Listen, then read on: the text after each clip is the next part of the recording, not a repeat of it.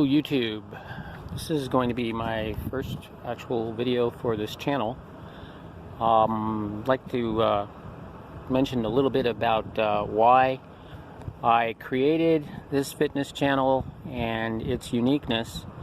By now you probably know that I am over 50. Actually I am 57.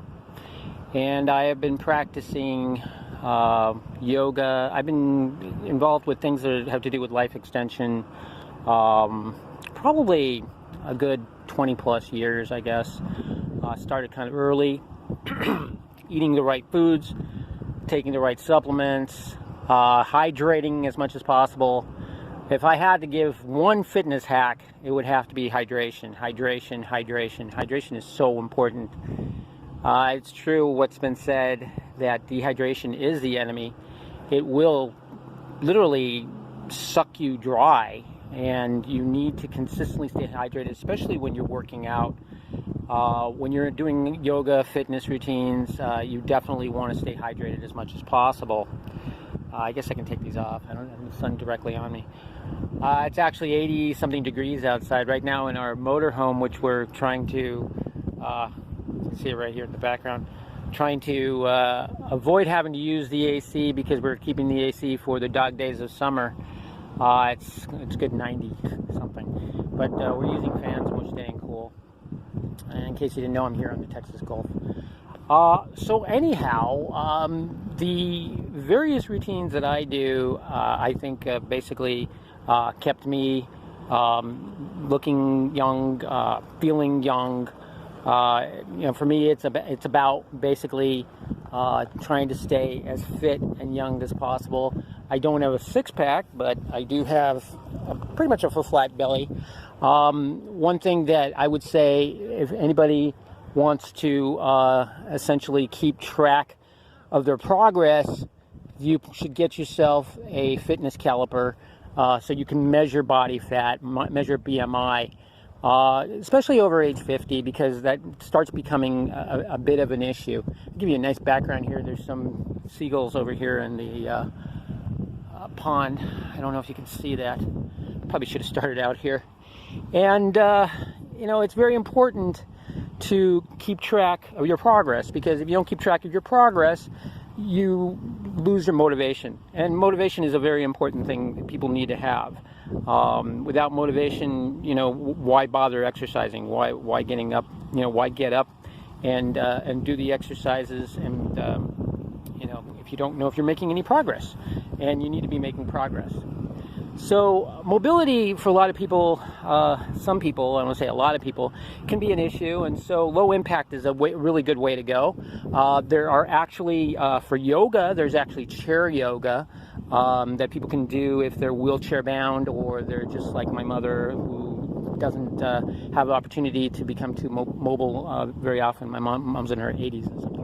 My dad's in his 90s. My dad doesn't want to know from yoga. I don't know why specifically. He obviously has an axe to grind with it. But yoga is not the only way to go. There's Tai Chi. I do Tai Chi when I can remember. There is the 5 Tibetan rites, which is phenomenal. That is a really good exercise that I learned about a long time ago. Actually, it's 5 exercises that are interwoven, and when you do them, you just feel incredible.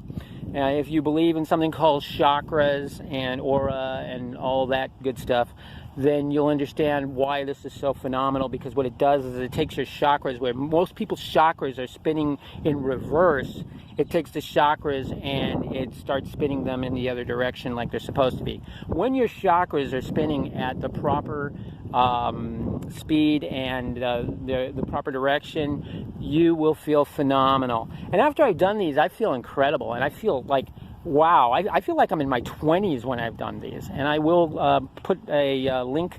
I don't know if I'm going to do a video for it, but I might just put a link to the exercises. But they are phenomenal. They do take some effort, I will say this. Some of them require upper body strength, and if you don't have that upper body strength, you really need to develop that upper body strength before you can consider doing that particular part of the rites. But they are phenomenal. They're really something. Fitness has different dimensions for me. It's not just about being physically fit, it's also about being spiritually fit, it's about being mentally fit. It's a triad, and you have to have all three of those working together in conjunction with each other, because if you don't, one falls out of balance, what happens is the others get affected as well.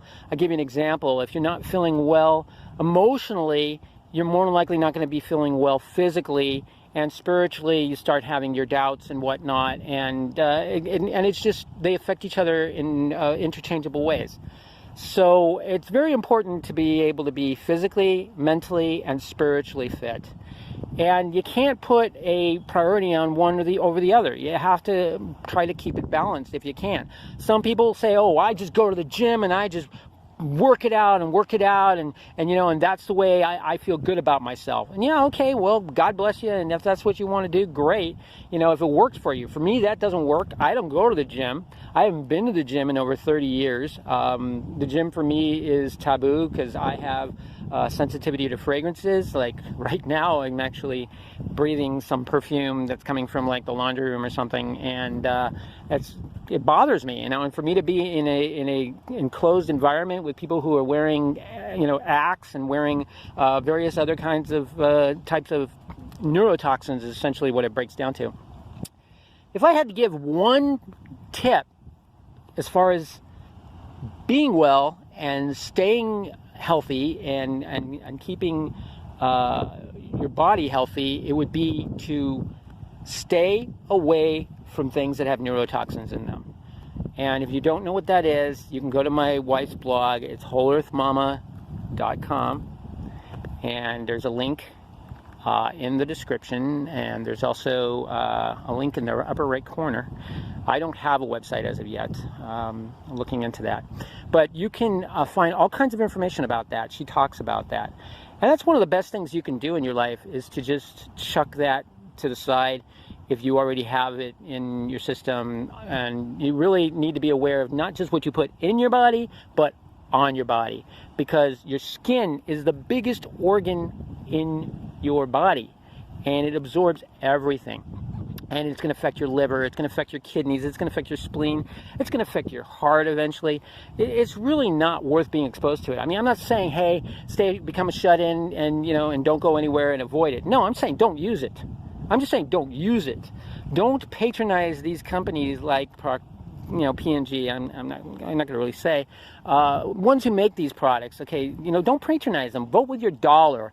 Essentially, if you want to send a message to these big corporations that don't really give a damn about your health and are putting neurotoxins in everything, just buy the alternative brand.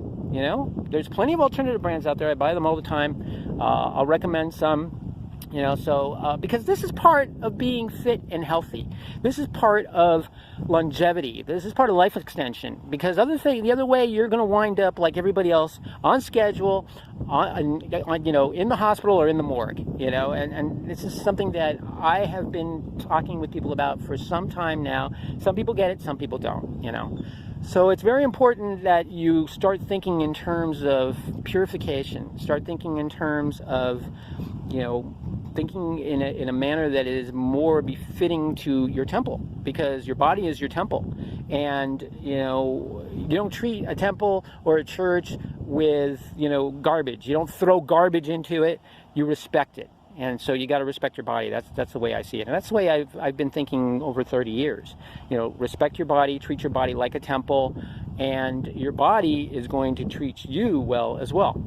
I just want to wrap this up by saying the human body is like a vehicle.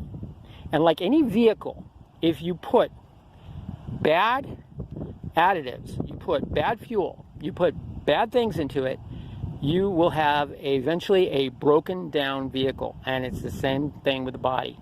Everything you put in and on your body is going to add up to whether your body is going to be there for you, and you're going to be able to rely on your body just like you have to rely on your vehicle, and it'll be there so that you can, get from point A to point B.